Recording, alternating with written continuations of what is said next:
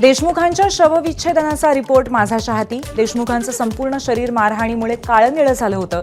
शरीराच्या बहुतांश भागावरती मारहाणीच्या जखमा होत्या. हालहाल करून देशमुखांची हत्या केली असं उघड. संतोष देशमुखांचे फोटो व्हायरल झाल्यानंतर वैभवी देशमुख यांना अश्रू अनावर.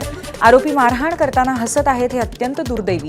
वरच्या व्यक्तीचा हात असल्याशिवाय एवढं करणं शक्य नाही. वैभवी देशमुखांची प्रतिक्रिया. काँग्रेसकडून उद्या मस्साजोगमध्ये सद्भावना पदयात्रेचं आयोजन. प्रदेशाध्यक्ष हर्षवर्धन सपकाळ संतोष देशमुख कुटुंबियांची भेट घेऊन पदयात्रेला सुरुवात करणार. विजय वडेट्टीवार, सतेज पाटील, विश्वजित कदम उपस्थित राहणार. अमानुष मारहाण करणाऱ्या सतीश भोसले आणि भाजपा आमदार सुरेश धस यांची ऑडिओ क्लिप व्हायरल. सतीश भोसलेला सुरेश धस यांनी वाढदिवसाच्या शुभेच्छा दिल्याचं ऑडिओ क्लिपमध्ये नमूद. बीडच्या शिरूरमधल्या गुंड सतीश भोसले लोकांना मारहाण करत असल्याचे व्हिडिओ मोठ्या प्रमाणावरती व्हायरल. त्यामुळे त्याला अटक कधी होणार, नागरिकांचा संतप्त सवाल. राज्यपालांच्या अभिभाषणावरती आज विधानसभेमध्ये मुख्यमंत्र्यांचं उत्तर. यावेळी अनेक राजकीय आरोपांनाही मुख्यमंत्री उत्तर देणार. आज राज्याचा आर्थिक पाहणी अहवाल सभागृहात सादर होणार. लाडकी बहीण योजना आणि इतर योजनांसाठी मोठ्या प्रमाणावरती खर्च झाला असून अहवालातून राज्याची आर्थिक परिस्थिती स्पष्ट होईल. पहिल्या आठवड्यामध्ये अधिवेशनात आरोप प्रत्यारोप, गदारोळ. अबू आझमी, मुंडे, कोकाटेंच्या राजीनाम्यांवरनं गदारोळ.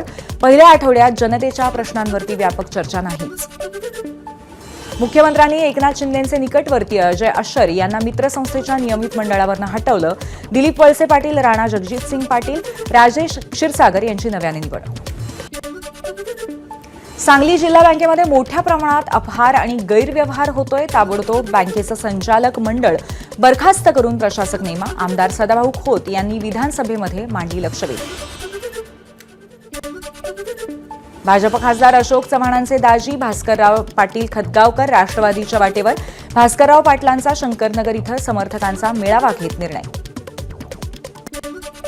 सोलापुरात ठाकरेंच्या सेनेला मोठा धक्का. जिल्हाप्रमुखांसह माजी मंत्र्यांचा शिंदेंच्या सेनेत प्रवेश. काही दिवसांपूर्वीच या सर्वांची पक्षातनं हकालपट्टी करण्यात आली होती.